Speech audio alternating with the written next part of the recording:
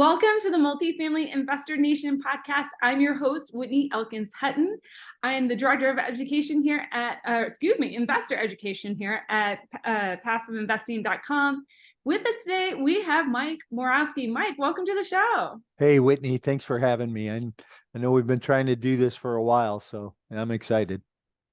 I'm excited. Yeah. I mean, we were going back and forth, and it's part of the environment. When deals are, we expect them to close, and then the lender comes back and says, "Hey, wait a second, we got to postpone a couple weeks and a couple more weeks." So good for you for getting this one over the finish line. I'm super excited to talk to you about the vintage 65 units in Tulsa, Oklahoma, not to be confused with Highway 66. That's right. But before we do that, tell us a little bit about yourself and how you got into the multifamily space and where you're at today.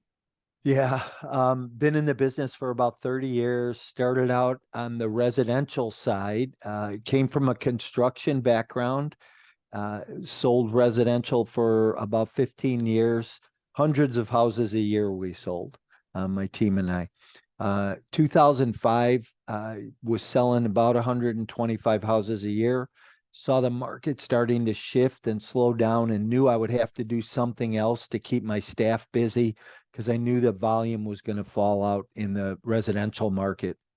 Didn't know what was going to happen, just knew something was going to happen. 2005, I had always wanted to be in the apartment business. When I was in the construction business, did a little bit of work for some local syndicators, and I understood the model, Whitney. I understood you raise private capital, find a great real estate deal, marry it, stay in the middle, and build a syndication business. I didn't think it was more difficult than that. Well, I found out a lot on my first deal. 2005, I syndicated my first 11-unit multifamily deal and just grew from there over the next 30 months, learning a lot along the way. I scaled a 4,000-unit portfolio in 5 U.S. markets and built a property management company, vertically integrated 7,500 units. And today we're still swinging at the ball. So awesome. Well, congratulations. And part of that portfolio is the vintage on Route 66, 65 units in Tulsa, Oklahoma. Let's dive in. Yeah. When did you close this property? We just closed September 1st. Awesome. Yeah. Congratulations. So many deals are not making it over the finish line. So congratulations for getting this one over the finish line. But just because it closed September 1st, when did you find it? Let's back up the timeline a little bit. Yeah, so that's a great question. We actually had this under escrow for 60 days. So we found it midsummer, around middle of July. Okay. And was it on market, off market? Okay, so interesting story. So one of my coaching clients who, I like to teach people how to fish and go find deals. She happens to be a commercial broker in Vegas and has a client who has a bunch of assets in Vegas. And he had this one asset in Tulsa and lost interest, ran out of capital to deploy into the property, had bad property management, and had the property on the market, couldn't get it sold. So we stepped in and did some creative financing and put a very interesting structure together. Well, I look forward to hearing about the structure. Before we do that, let's dive into due diligence. Well, actually, how did you get you found it off market, kind of, a broker with a pocket listing, somebody you knew intimately. How did you structure the contract? So we structured a master lease, and we left the underlying mortgage in place because it was 3.9%. We would have never been able to go put new debt on this property because the DSCR was like 0.25. It was really, really low.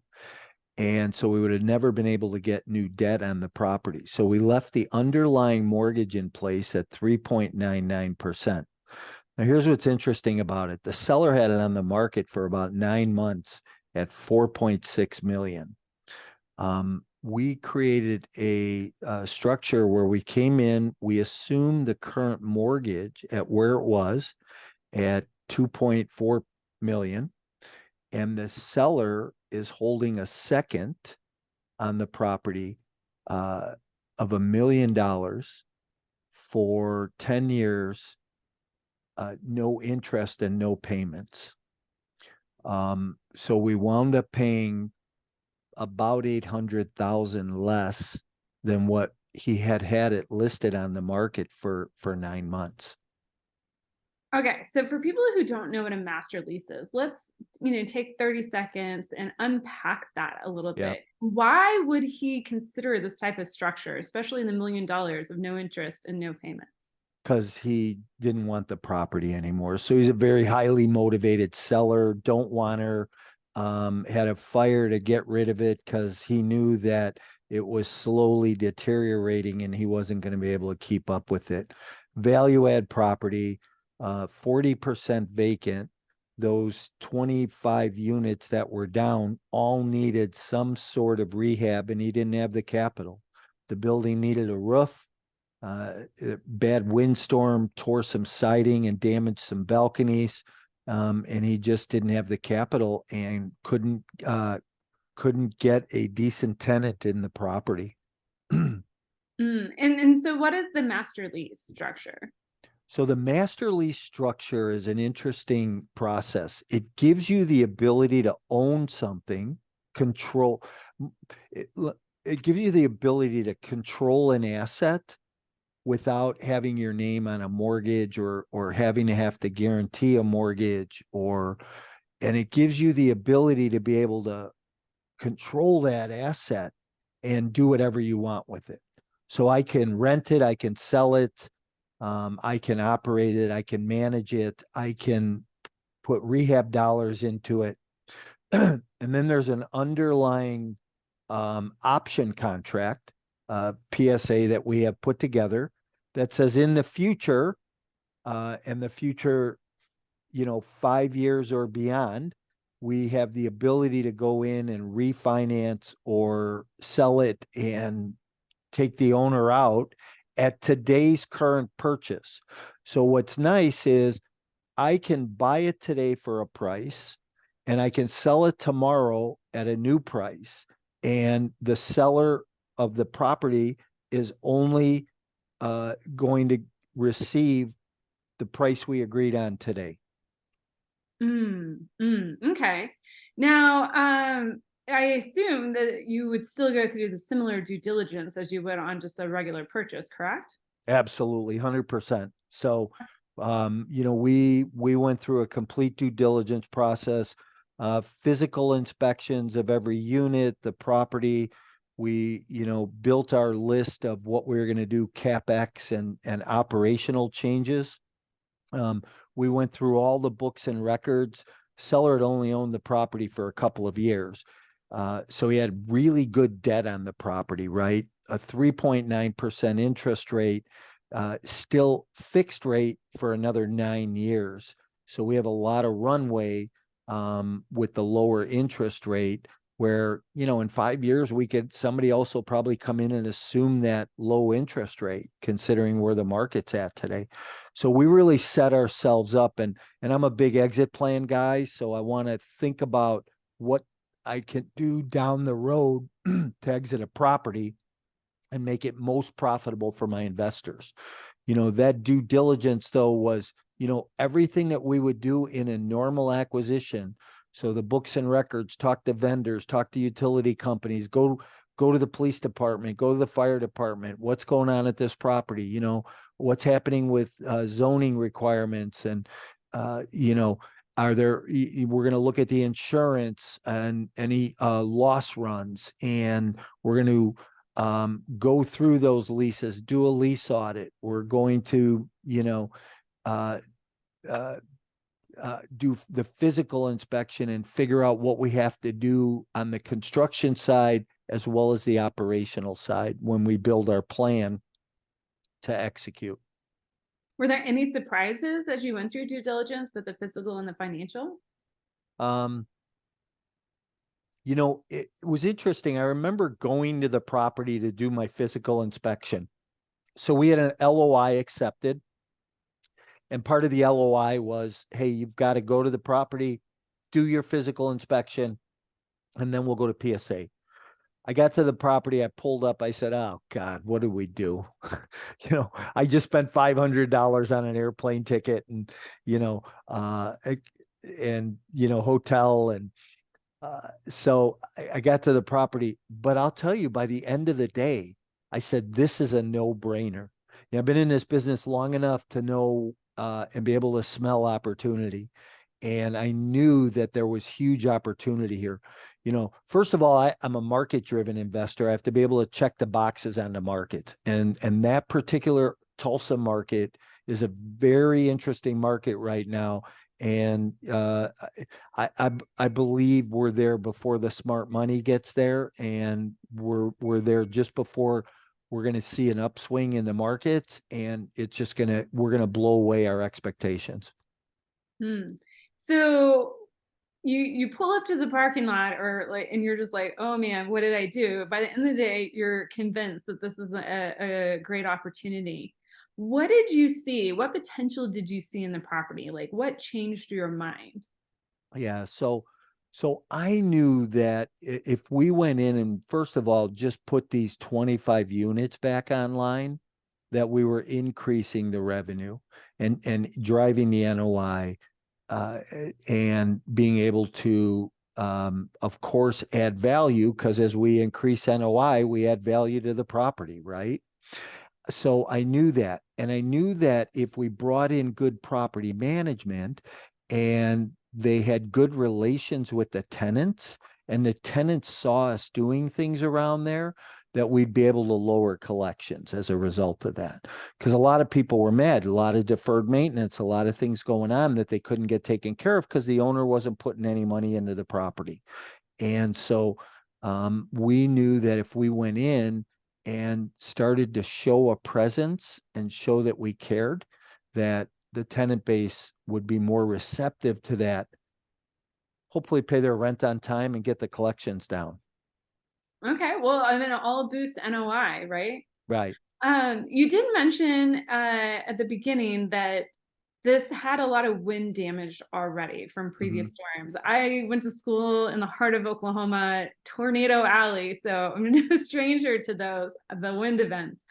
Were there any surprises on the insurance? Did you have any difficulty there, especially with it needing a new roof as well? Yeah. So part of our due diligence, we found out that the owner had a terrible insurance policy.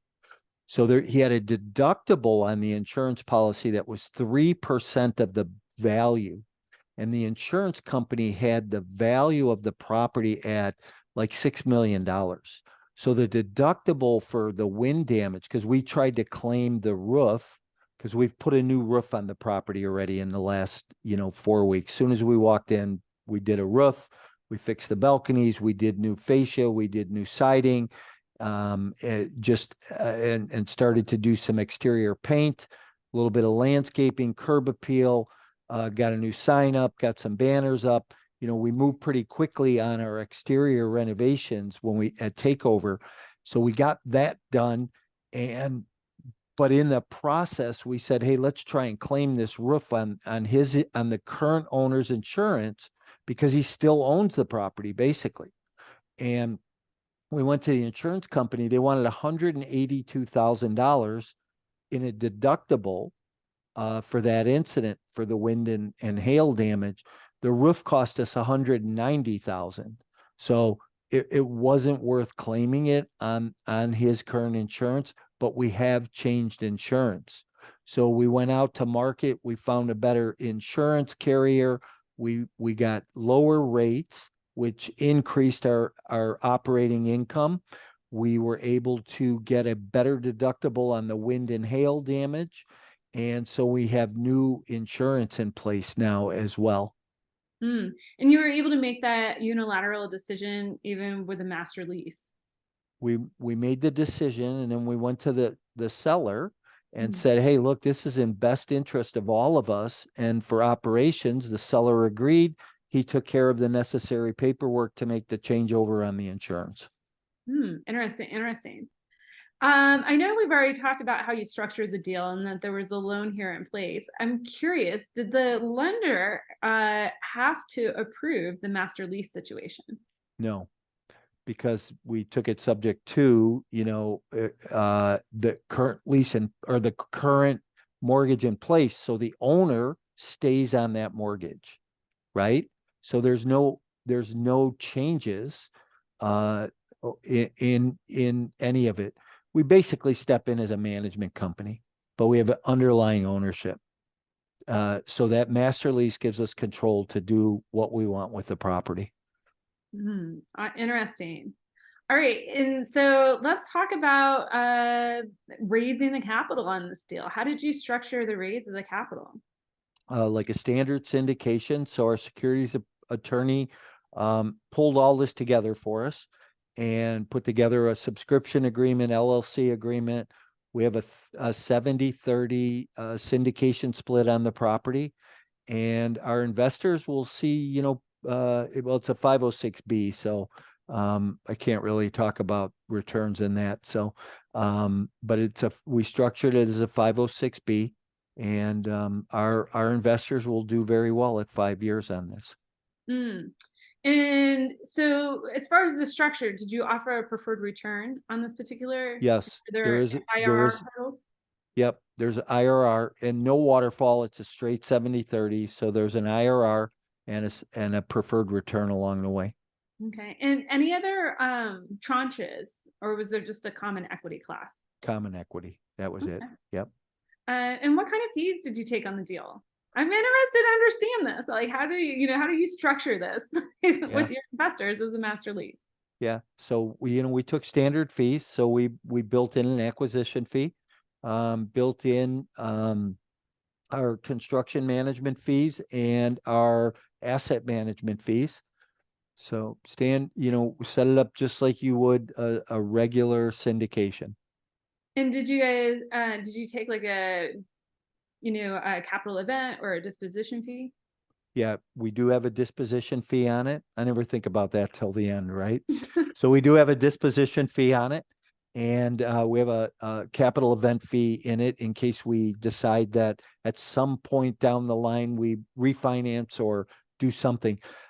But it's really hard to think about a refinance today, Whitney, when you have a 3.9% interest rate in place, and interest rates today are probably 7.75% if you go get new debt, and knowing that in 5 years you're probably not going to be below 4 or 5%.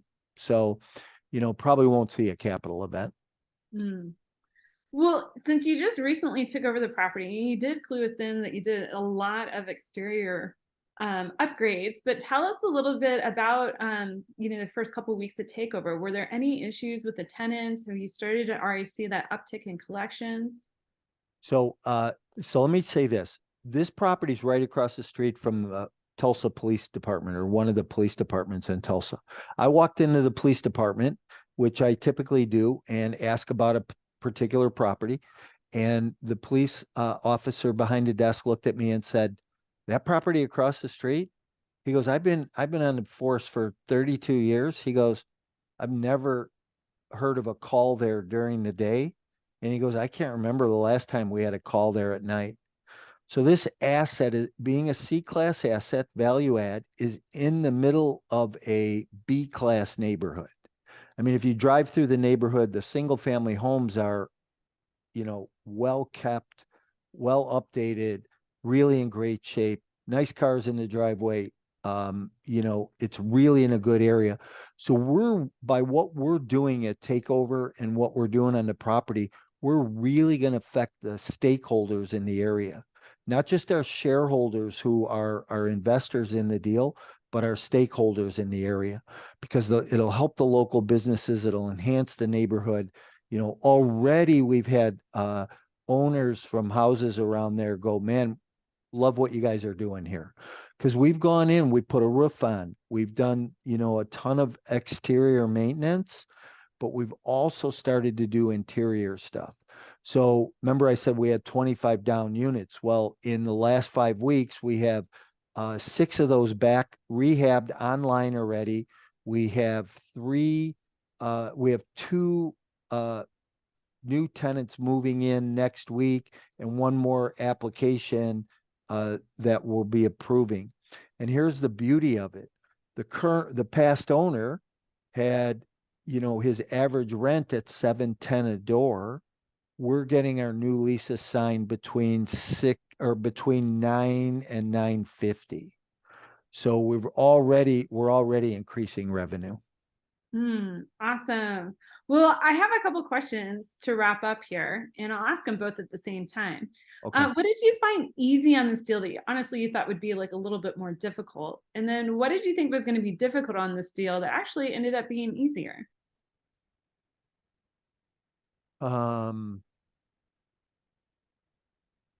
What did I, okay, so ask the first one again. What did I find difficult that I thought would be easier? What did you think would be easier that actually ended up being a little bit more difficult?